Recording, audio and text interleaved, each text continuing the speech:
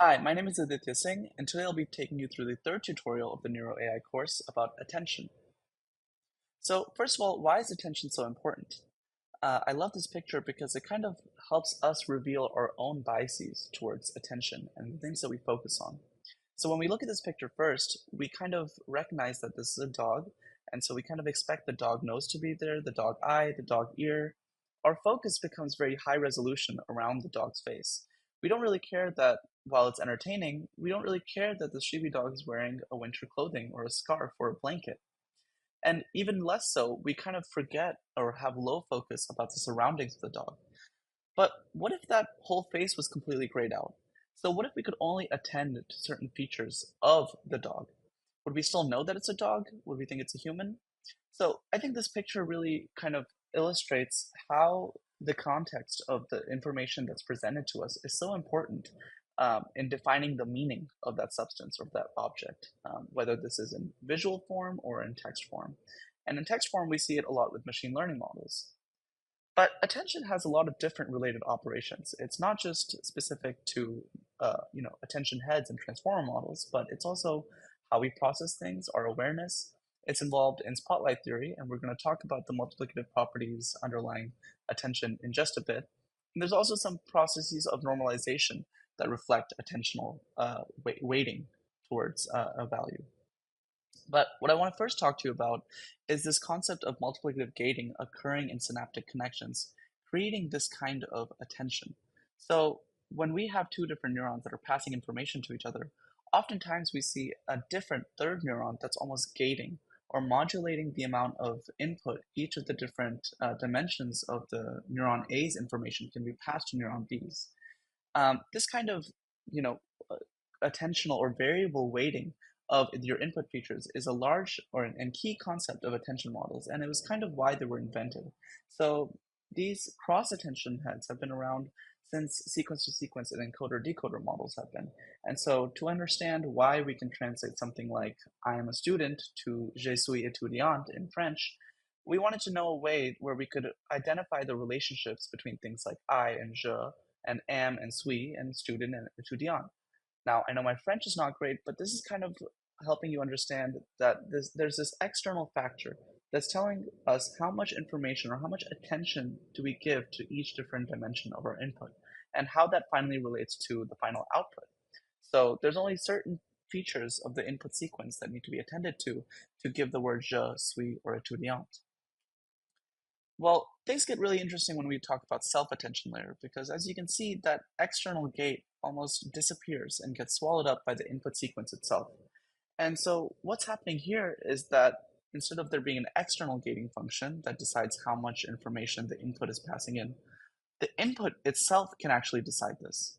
So to give you a quick example, we can talk about the sentence, she is eating a green apple. Now, I may ask you, how would you describe the apple that she's eating? Well, when most people think of the picture of an apple, they're usually thinking of a red apple. But in the sentence, if we pay attention, we can think about how this is actually a green apple. So suddenly this changes the image of that apple in our head. And she's also eating this green apple. So that could change about how we're kind of conceptualizing it. Is there a bite out of it? And so these kind of questions we're asking about this target word apple and helping create a more nuanced understanding and a nuanced semantic embedding for this word is similar to how attention models do this. So attention models basically take each word, and we're skipping the word is for convenience sake, but they take each word and they can basically process some embedding or some vector for each word that's describing its meaning in some high dimensional space. So these token embeddings then can get projected out to some dimensional space where, let's say, this word apple lives. Now, we can think that the word green may live slightly differently, just maybe a little bit more up, but what the self-attention module allows you to do is it can push the original embedding of the word apple closer to the embedding of green. So now we can start moving the semantic and conceptual definitions of our words and changing them to allow for a more nuanced understanding based on the context of the words behind it.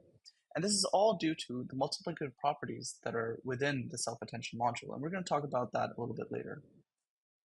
But in just basic terms, you basically have these query, key, and value vectors that are projected out into some high-dimensional space.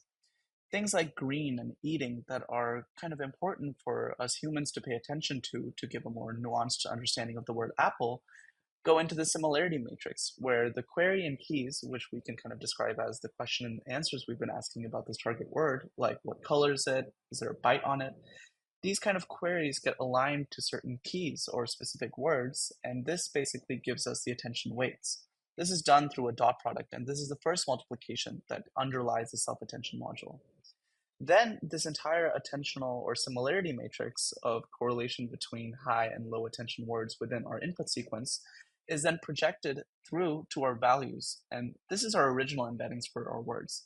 And this is where that final step takes place, where we can start pushing these embeddings into a new space to define it and to give it a more nuanced meaning based on the information behind it. So this is again done through another multiplication and an additive process, but it's this final multiplication that actually allows the information to flow through these different words.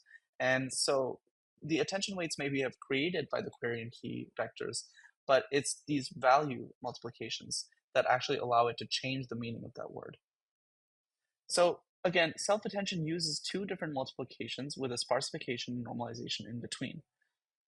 This sparsification and normalization is due to the softmax that we've discussed in previous tutorials, but this allows you to basically create sparser weights since you're pushing the higher values higher and the lower values lower, but it also allows you to normalize them to some dynamic range, which creates a probability distribution function for your logits to turn into attention weights.